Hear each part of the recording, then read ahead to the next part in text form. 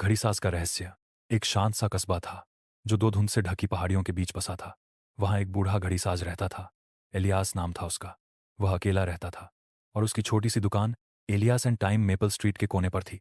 लोग कहते थे उसकी घड़ियां समय से नहीं चलती बल्कि समय को चलाती हैं।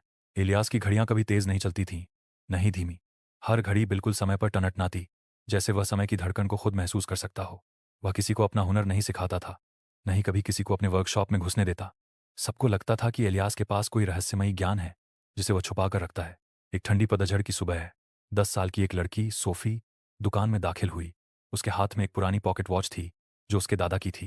कुछ हफ्ते पहले ही उनके दादा का निधन हुआ था। घड़ी अब बंद थी, समय उसमें ठहर गया था, जैसे किसी अधूरी कहानी की तरह। सोफी ने घड़ी काउंटर पर रखी और मासूमियत से पूछा, क्या आप इसे ठीक कर सकते हैं? इलियास ने बिना कुछ कहे घड़ी उठाई, उसे ध्यान से देखा, फिर उसकी पीठ को पलटा। उस पर एक छोटा सा निशान था, एक खास चिन्ह जिसे देखकर इलियास का चेहरा थोड़ी देर के लिए सख्त हो गया। यह वही निशान था जो वह बरसों पहले किसी और घड़ी में देख चुका था, अपनी पहली घड़ी में। कुछ पल चुप रहने के बाद इलियास ने गहरी सांस ली और कहा, 3 दिन बाद आना, इसे ठीक कर दूंगा। पर बात सिर्फ एक घड़ी की मरम्मत की नहीं थी। यह घड़ी इलियास के अतीत से जुड़ी थी, एक ऐसे समय से जब वह खुद एक बच्चा था और उसके पिता एक और घड़ी साज ने वही घड़ी उसे दी थी। वही घड़ी अब किसी और के हाथ में कैसे पहुंची? अगले 3 दिन इलियास ने उस घड़ी पर नहीं बल्कि अपनी यादों पर काम किया।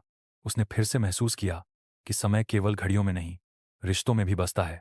जब सोफी वापस आई तो इलियास ने उसे घड़ी लौटाई। वह अब न सिर्फ चल रही थी बल्कि उसमें एक नई धड़कन थी। सोफी मुस्कुराई और बोली, ये अब बिल्कुल दादा जैसी लगती है। इलियास ने भी मुस्कुराकर कहा, कभी कभी समय को जोड़ने के लिए बस एक दिल की जरूरत होती है।